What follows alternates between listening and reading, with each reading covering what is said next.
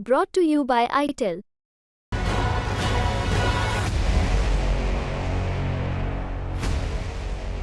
तो आदाब, नमस्कार, गुड इवनिंग, सत श्री अकाल। एक बार फिर आप तमाम लोगों का स्वागत है क्राइम तक की कहानी के इस एपिसोड में। उम्मीद है पूरी फैमिली अच्छी होगी, अपना और अपनों का ख्याल रख रही होगी।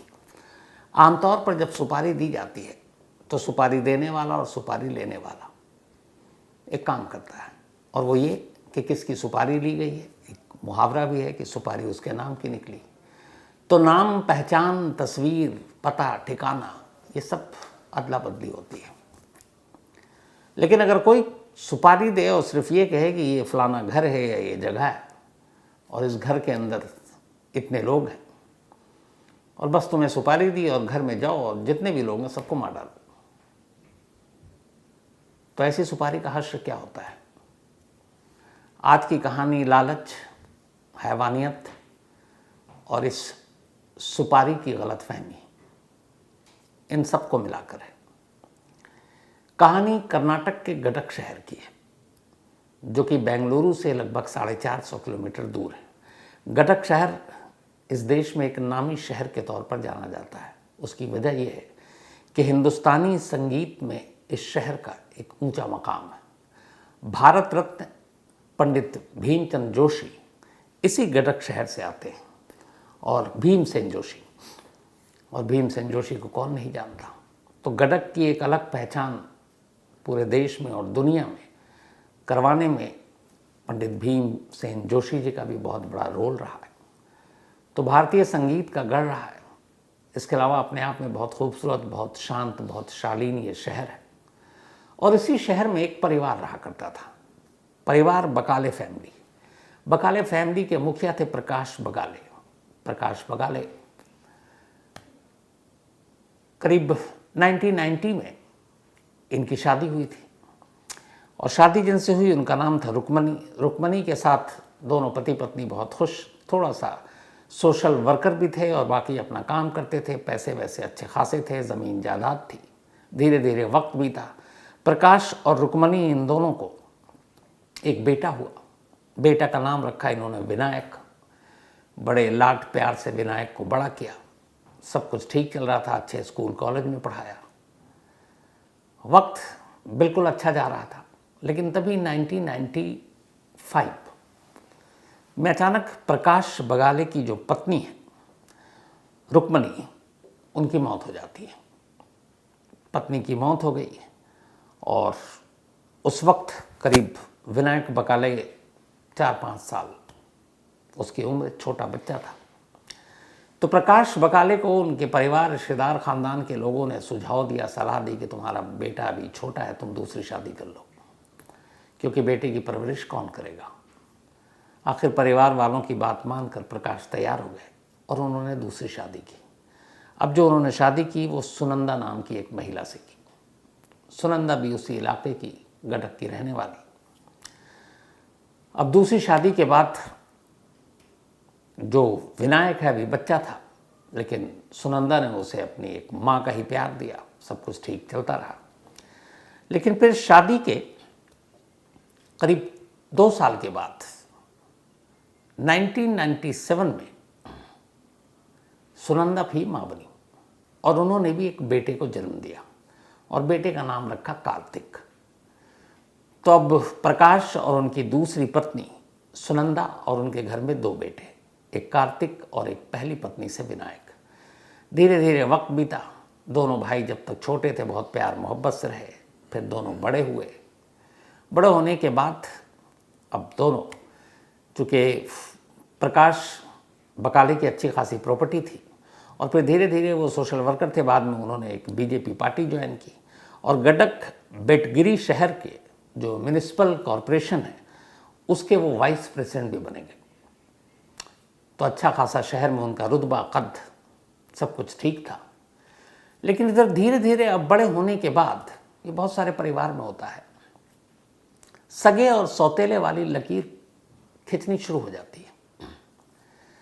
विनायक के मन में शुरू से था कि सुनंदा उसकी सौतेली माँ है और कार्तिक उसका सौतेला भाई। हालांकि प्रकाश ने अपने दोनों बच्चों में कभी भेदभाव नहीं किया, ना सुनंदा ने किया, लेकिन उसके मन में ये आता गया। अच्छा, ख़ासतौर पर प्रकाश अपने बड़े बेटे को उसका ख़ास ज़्यादा ख्याल रखते कि उसके मन में कभी ये भावना ना आए। लेकिन ये भावना धीरे धीरे बढ़ती गई, वो थोड़े गलत सोहबत में चलता गया। उसके अंदर एक आग सी भड़क रही थी कि मेरा बाप मेरे सौतेले भाई को ज़्यादा मानता है, सौतेली माँ के ज़्यादा करीब है, मेरे साथ सौतेला सलूक करता है। लेकिन उसकी इस गलतफहमी को दूर करने के लिए प्रकाश हर वो काम करते, वो उसको अपनी प्रॉपर्टी के सारी ज़मीन बाकी चीज़ें देते जाते। उन्होंने 2 हिस्से कर रखे थे, एक अपने बेटे, बड़े बेटे, और एक कार्तिक, बराबर बराबर, जो एक बाप करता है। लेकिन इधर क्या हुआ कि अब विनायक को जो प्रॉपर्टी या ज़मीन उन्होंने देना शुरू किया, उसमें से कुछ ज़मीन और प्लॉट उसने अपने बिना फादर को बताए बेचना शुरू कर दिया। जब बेचना शुरू किया तो एक रोज़ प्रकाश को ये बात पता चली, तो उन्हें बड़ा गुस्सा आया। उन्होंने कहा कि मैं तुम्हें ये दे रहा हूँ, ज़िंदगी में आगे बढ़ो, इसके ज़रिए कुछ करो, पर तुम तो पुरखों की ज़मीन और जायदाद ये बेच कर ही खाने में लगे हुए हो, ऐसा क्यों? इस बात पे बाप बेटे में झगड़ा हुआ। विनायक ने घर छोड़ दिया, वो अलग रहने लगा उसी गडक शहर में। अब अलग रहने लगा, बात अब सौतेले भाई, सौतेली माँ और ये चीज़ें अब झगड़ा पैदा करना शुरू हो गई। लेकिन यहाँ तक ठीक था। इसके बाद धीरे धीरे अब विनायक के मन में अपने सगे बाप, सौतेली माँ और सौतेले बेटे के लिए इतनी नफरत भर गई कि उसे लगा कि बदला लेना है मुझे। उसके मन में ये भी लालच था कि ये सारी प्रॉपर्टी इन लोगों को ना चली जाए, और फिर ये भी था कि कार्तिक यानी कि उसके सौतेले भाई का इस पर कोई हक नहीं, और लेकिन वो प्रॉपर्टी का हिस्सा उसको भी मिलेगा क्योंकि वो बेटा है। यही सारी चीज़ें उसके दिमाग में चल रही थी। इसी दौरान में 14 अप्रैल, अभी 14 अप्रैल की बात है, विनायक इन सारी चीज़ों से परेशान, नफरत की आग सीने में लिए और बदला लेने की सोच रहा है। आखिर में उसने सोचा कि करोड़ों रुपए की ये प्रॉपर्टी है और ये क्यों जाए कार्तिक या उसकी माँ या फिर को। अगर उसके बाप की मौत हो जाएगी तो ये सब कुछ उसका होगा। बस इसीलिए उसने एक अंधा फैसला लिया। उसने कहा कि अगर मैं अपने बाप, अपनी सौतेली माँ और अपने सौतेले भाई को रास्ते से हटा दूँ तो ये सारी चीज़ें मेरी होंगी। अब उसने इसके ऊपर सोचना शुरू किया और आखिरकार 14 अप्रैल को वो एक शख्स से मिलता है। उसका नाम था फिरोज़, उम्र 29 साल, उसी गडक का रहने वाला एक बैड कैरेक्टर, एक अपराधी। वो उसे जाकर कहता है कि मैं तुम्हें एक सुपारी देना चाहता हूँ, 3 लोगों की सुपारी है और 3 लोगों को मारना है।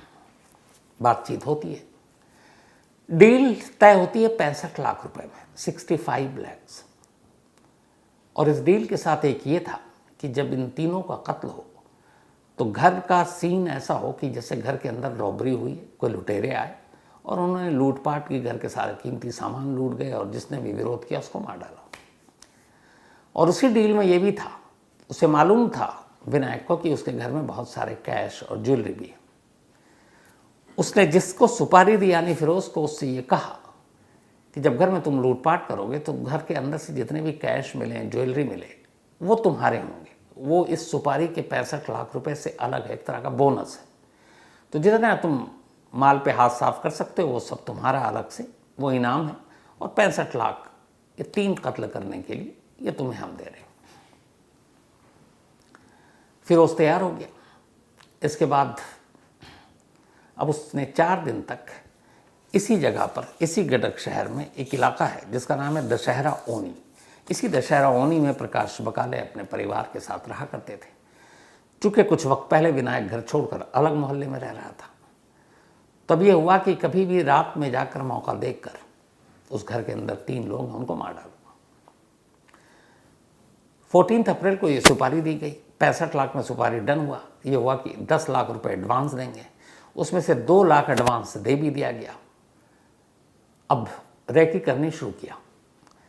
फिरोज़ ने इसके लिए अपने 6 और साथियों को शामिल किया। उसने कहा कि एक घर के अंदर 3 लोग हैं, 3 पे काबू पाना मुश्किल होगा, तो 1-2 लोगों का काम नहीं है। तो कुल 7 लोगों को उसने इस मिशन में शामिल किया। बताया कि 65 लाख की सुपारी है, कत्ल करने हैं एक फैमिली को, और जो घर के अंदर से मिले वो अलग। सब तैयार हो गया, रेकी वेकी चलती रही। अब इधर थोड़ी सी कहानी में चेंज है। वो ये है कि विनायक ने ये तो कहा कि उसके बाप को, उसके सौतेले भाई और माँ को मार डालो, और ये तीनों घर में हैं।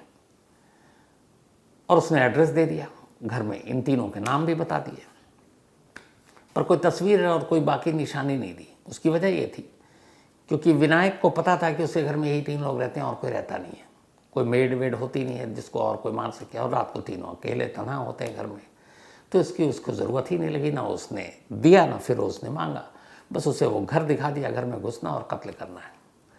लेकिन इस दौरान में 17 अप्रैल को जो कार्तिक है, विनायक का सौतेला भाई, 27 साल की उम्र, उसकी सगाई थी, इंगेजमेंट। अब सगाई में तमाम रिश्तेदार आए, लेकिन विनायक नहीं आया क्योंकि विनायक से लड़ाई झगड़ा चल रहा था, उसने अपने घर आना जाना छोड़ दिया था।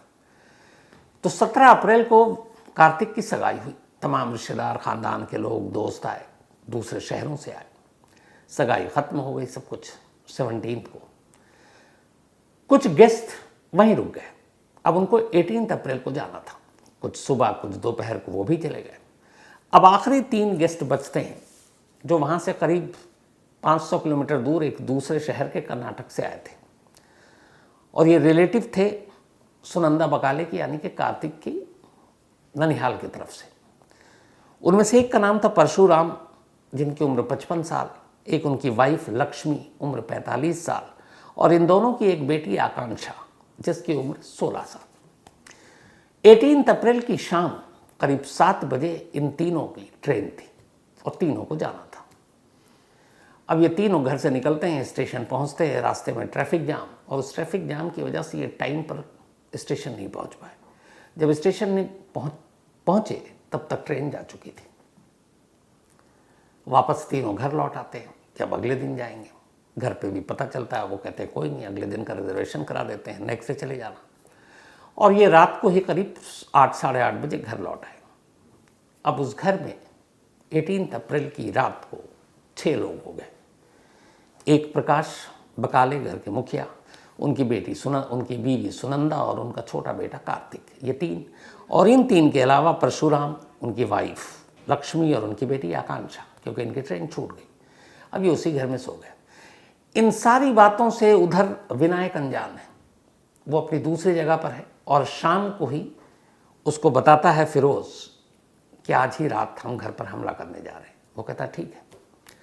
अब न सुपारी लेने वाले को पता है कि घर में कितने लोग हैं, न देने वाले को पता है। देने वाले को यही पता है कि घर में बस उसके माँ बाप और भाई है और कोई नहीं है, जबकि 3 मेहमान एक्स्ट्रा आ चुके हैं क्योंकि ट्रेन छूट चुकी है। 18 अप्रैल की देर रात अब 19 अप्रैल की तड़के में बदल चुकी थी। सुबह करीब बज रहे थे 2।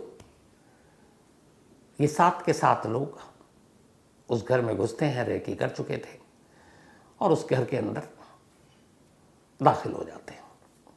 दाखिल होने के बाद अब इनको यही पता है कि इस घर में 3 लोगों को मारना है। तो पहले कमरे में जाते हैं, वहाँ देखते हैं कि 2 लोग सो रहे। वो हस्बैंड वाइफ थे जिनकी ट्रेन छूटी थी। ये उनको बहुत बुरी तरह से सर पे वजनी चीज़ से मारते हैं, दोनों की मौत हो जाती है। फिर बाहर निकलते हैं तो फिर कार्तिक मिल जाता है सोया हुआ, कार्तिक को ही मार डालते हैं। उसका तब ये बाहर, इनको लगा कि 3 मार चुके हैं, हम वापस चलते हैं, तभी इनको कुछ आवाज़ आने लगी, और आवाज़ आ रही थी एक दूसरे कमरे से। 3 कत्ल कर चुके हैं।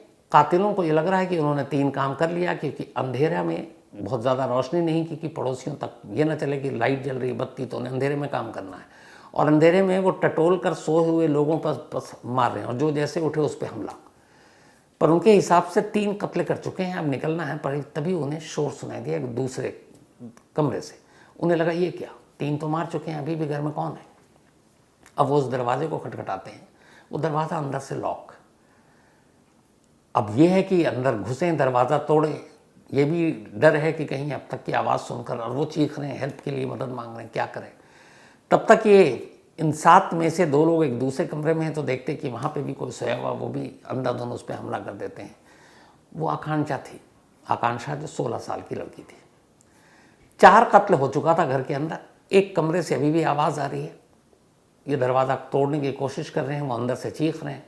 सारे जो हथियार हैं वो डर गए कातिल, उन्हें लगा कि पकड़े जाएंगे। उन्होंने कहा छोड़ो जो भी इस कमरे के अंदर, हमारा काम हो गया, हमें जितने लोगों को मारना था हमने उससे शायद एक ज़्यादा ही मार दिया। बाहर निकल गए। वो बाहर निकले, इधर इन अंदर जो बेडरूम में थे वो असल में प्रकाश और उनकी वाइफ थी सुनंदा। उन्हें लग गया कि कुछ है, क्योंकि जब इन्होंने वार किया तो उसके बाद कुछ लोगों की चीखने की भी आवाज़ आई। इत्तेफाक से दोनों पति पत्नी जाग रहे थे, क्योंकि उनमें से प्रकाश उस वक्त वॉशरूम करने के लिए गए थे। तो जब वो वॉशरूम में गए तो उनकी वाइफ भी उठ गई थी, और उसी दौरान उन्हें ये आवाज़ आ गई। जब आवाज़ आई तो उनको ख़तरे का एहसास हो गया और उन्होंने फ़ौरन दरवाज़ा अंदर से लॉक कर दिया। इसके बाद खैर उन्होंने शोर मचाया, फ़ोन किया। जब फ़ोन किया थोड़ी ही देर के बाद पुलिस पहुंच गई। पुलिस सुबह होने से पहले घर के अंदर थी। आकर देखती है अंदर का मंजर डरावना, हर कमरे में अलग अलग 4 लाशें। उसके बाद जब वो पुलिस वहाँ पहुँचती है, बताती है कि हम लोग हैं, तो फिर वो दरवाज़ा खोलते हैं, पति पत्नी बाहर आते हैं, सारी चीज़ें देखते हैं। अब जो बाकी के कमरे थे सारे उलट पुलट थे, ऐसा लग रहा था जो बैग वैग था वो भी गायब था। तो लुटेरों का ही काम है। पुलिस ने यही मामला समझा कि शायद सगाई वाला घर है, जेवर होंगे, मेहमानों के सामान, कैश होगा। तो पुलिस ने भी लूटपाट के तहत मामले की तफ्तीश शुरू कर दी।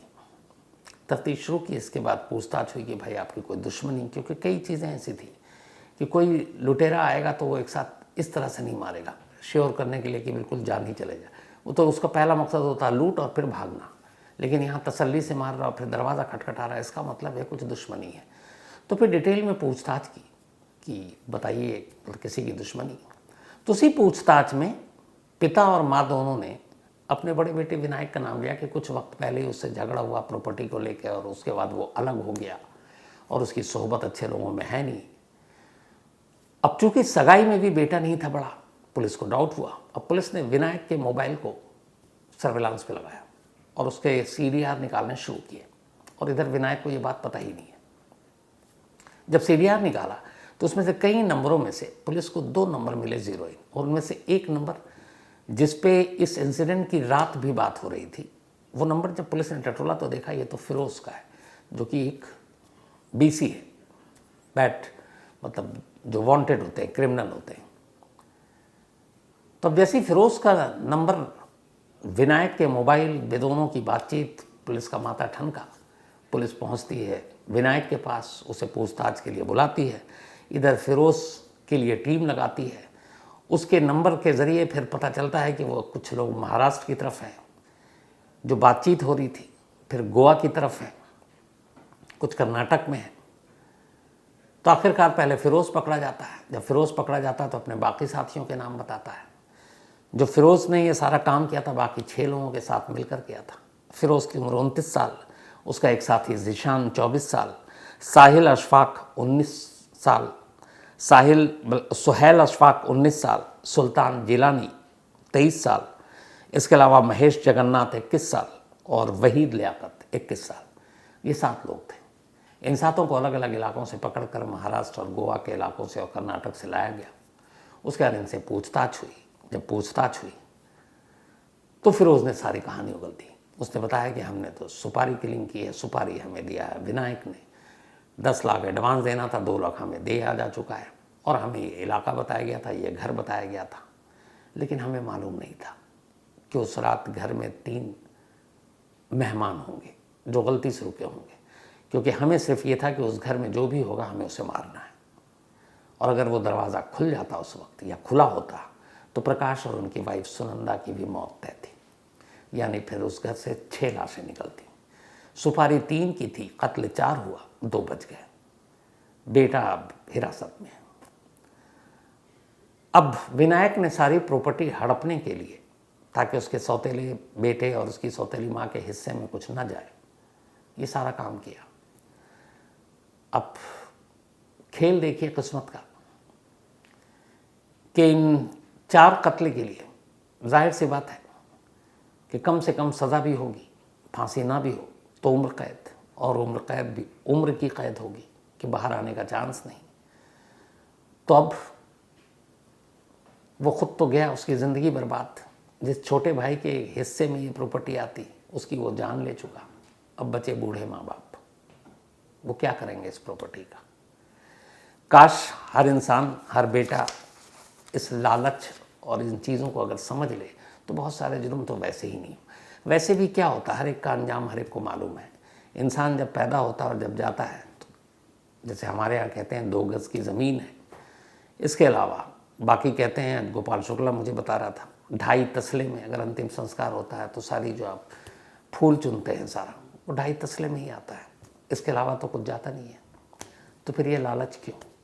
लेकिन वही होता है कि जब ये सारी चीज़ें हो जाती हैं उसके बाद आदमी इसके बारे में सोचता है, और जब सोचता है तो फिर किसी लायक नहीं रहता, क्योंकि वो यहाँ से भी गया और वहाँ से भी गया, क्योंकि ऊपर वाला भी ऐसे लोगों को माफ़ तो नहीं करता है। तो ये थी एक अफसोसनाक कहानी कि सुपारी किसी और की, कत्ल किसी और का।